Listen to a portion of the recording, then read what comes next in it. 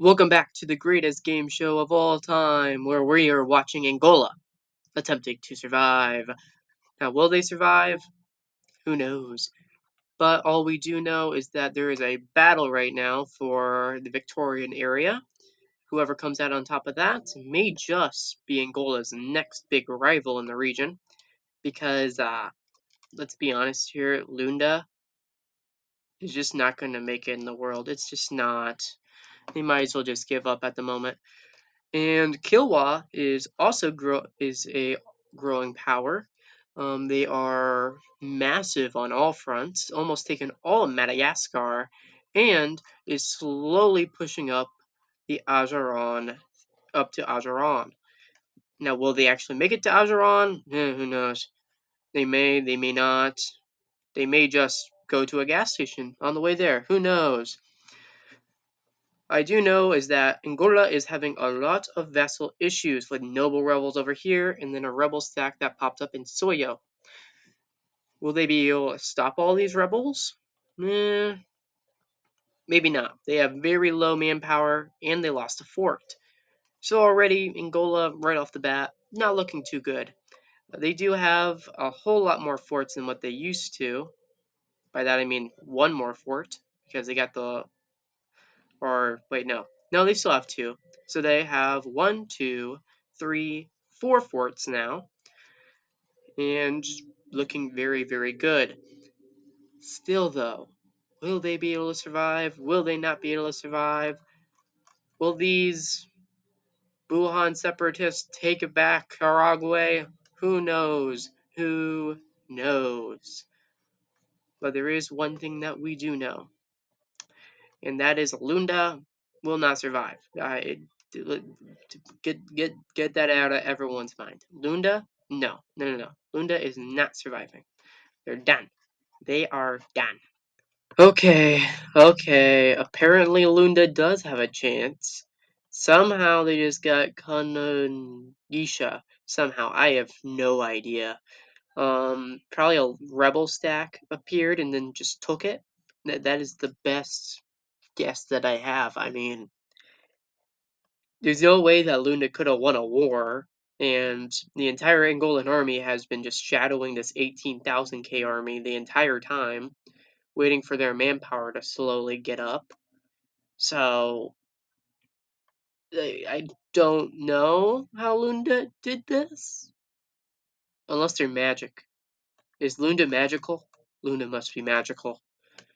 Oh my goodness. They just must be. Beyond that, everyone else has been dealing with rebels. At one point, the Bornean army had to retreat all the way down here to, like, I think Rukwa, just to get away from all of their little rebel stacks that had appeared. They did make a breakthrough and did break through them all, but it looked like Borneo may have just collapsed at one point or another. I was gonna laugh.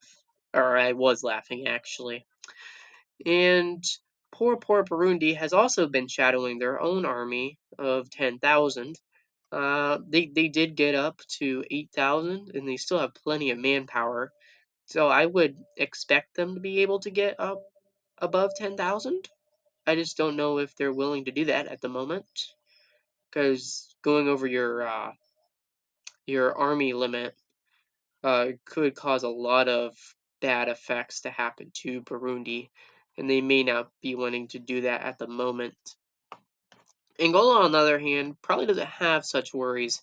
Their army limit's probably much higher than 17k at the moment, so they can just continue to gather troops and prepare for an attack on this rebel stack at currently Kazanje. If I had to guess, these rebel stacks are probably heading towards Benguela and will probably arrive before Angola can attack them, I would assume. But will it be will they be able to defeat this rebel stack before Lunda, the great Lundan army, can take even more provinces from Angola? Maybe next time they'll take Louis this province here. I give this. Or maybe they'll be able to take another core. Maybe they'll take Impasu. Maybe they'll take Impasu instead. Who knows? All we know is that Lunda is an all-powerful great nation that will surely win against the entirety of Angola. Yes, this makes sense. Beyond that, I don't think Killua's been doing a whole lot. I haven't seen them go to war yet. They're currently allied to Mombasa and Malindi, which is both of their northern neighbors. So they're probably waiting for this truce with Imerini to end, if I had a guess. Yes, and that'll end in 1535, so 3 more years until all of Madagascar basically falls. I don't think Imerini really stand a chance against how many? 27,000? Yeah, I don't think they stand a chance. And Kilwa has a lot of good effects that they usually get, and a lot of gold mines. They get a lot of gold mines down here. Yeah, there's one at Masapa, and Zimbabwe should have one too here. If no, not that one. Where is it? There we go. It's in Zimbabwe itself. Okay, I knew it. I knew it. I guessed it. Beyond that though, the game show is coming to a standstill.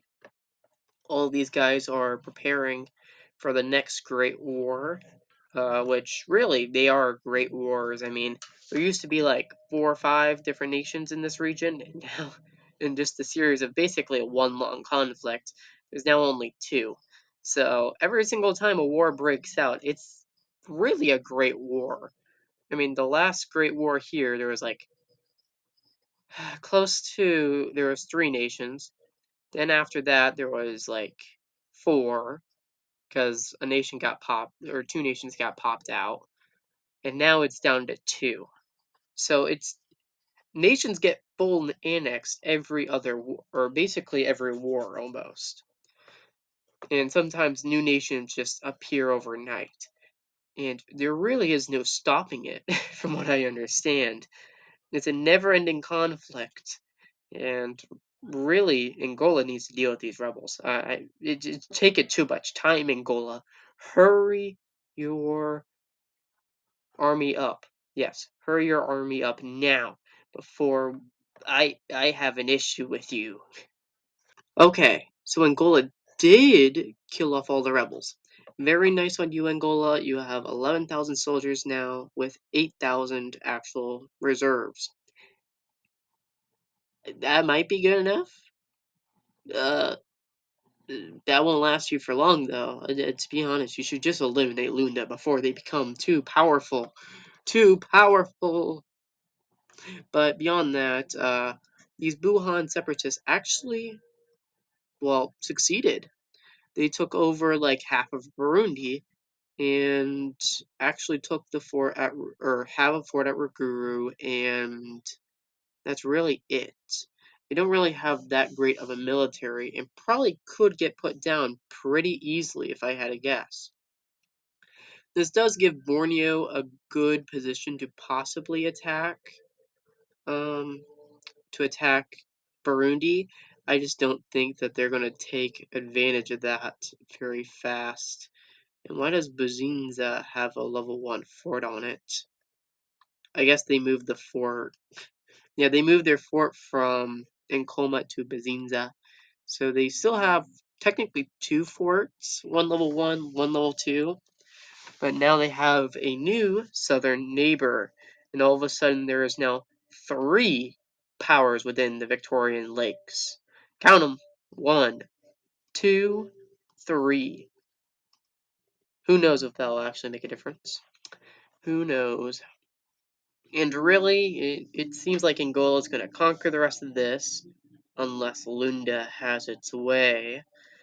And the Victorian Lakes probably will get divided up between 2 powers again, until one of them eventually conquers the other. I mean, right now it looks like Burundi has the upper hand, but it may not stay that way forever, especially since Borneo has a level 3 fort, technically the strongest fort in the entire region.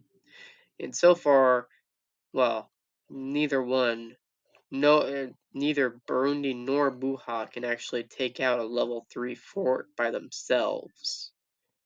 And they're rival to each other, so there's no way that they're going to be able to team up.